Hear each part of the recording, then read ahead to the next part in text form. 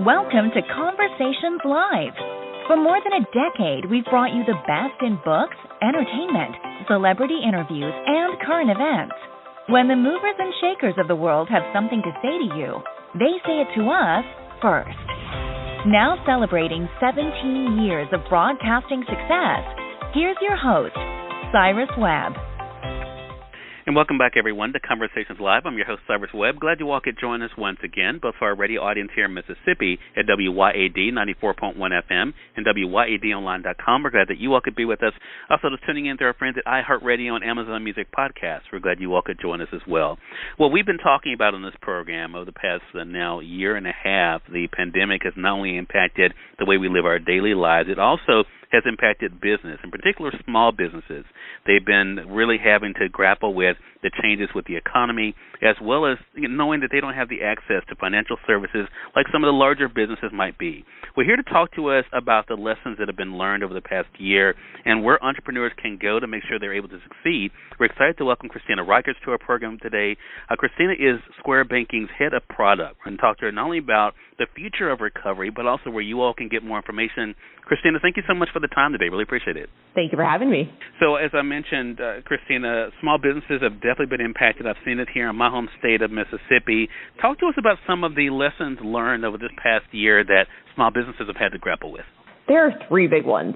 And one of the biggest takeaways from the last 18 months is a reminder that small businesses are scrappy and they are resilient.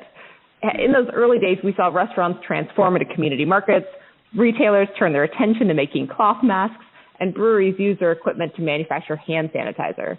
And this really speaks to the tenacity of small business owners. Second lesson, e-commerce is here to stay. COVID accelerated what was inevitable for many businesses, that move to online. And so while some businesses were already on this path, one big trend we saw was that the pandemic made the shift a very immediate need for businesses, both large and small. Cash flow became an immediate concern for sellers when restrictions started falling into place. For some, revenue went to zero overnight. At Square, we rolled out solutions like curbside pickup and delivery in those early days, and we saw sellers immediately beginning to use safer methods. Finally, lesson 3, we saw how critical financial services can be for businesses, especially the small ones. PPP was a critical lifeline for numerous small businesses. We were ultimately able to help more than 80,000 small businesses access over $1 billion in relief funds.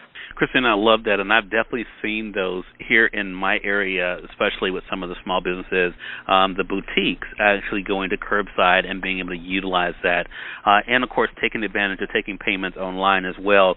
So, we have definitely seen a shift, it seems like, in the past several months here, Christina, where things seem to be getting better for not only the economy, but also for entrepreneurs. So what are some steps that entrepreneurs can take now to be able to continue to see successes here? Step 1, as I mentioned, e-commerce went from a nice-to-have to essential. So if you haven't already, get online. And online looks different for different types of businesses. For example, if you're a services business, you should have appointment scheduling online. Ideally, make sure it's tied to your business's Google or Yelp listing so that folks can easily find you when they're searching for your type of services. If you're a restaurant, set up an online store so that folks can order food for pickup. Or, if it's appropriate for your restaurant, they can eat outside and use a QR code to look at their menu and order. We're just seeing customer preferences vary so much over the course of this pandemic that having options like that really sets up a business for success. Second, better cash flow management. To help small businesses more easily manage their cash flow, we launched Square Banking earlier this year. Square Banking is really unique because it provides these financial services embedded in the technology small business owners already use to run their business, and it has no fees. So 2 really cool components include Square Savings, which helps sellers automatically set aside a percentage of each sale they make, so that while they're going about their day-to-day, running their business, they're also putting some money aside. And Square Checking, it's connected to our sellers' payments, so they get instant access to their card sales they process, and it can immediately spend those funds. Step 3 for success, given the start-stop nature of the pandemic, small businesses should really seek out services and technology that don't come with contracts or with fixed fees. This can help protect their finances in instances where we see cases flare up or restrictions change.